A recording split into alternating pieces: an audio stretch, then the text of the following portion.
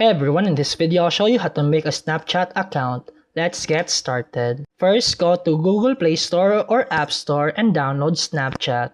Once it's installed, open the app and tap Sign Up. Enter your first and last name, then sign up and accept to continue.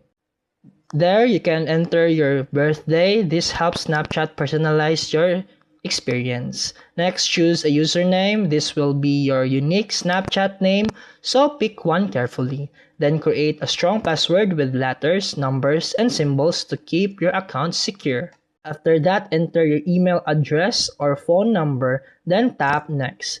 Snapchat will send a verification code, just enter it and you're all set.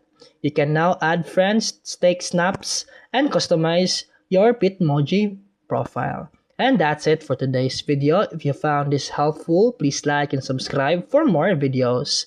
See you in the next one.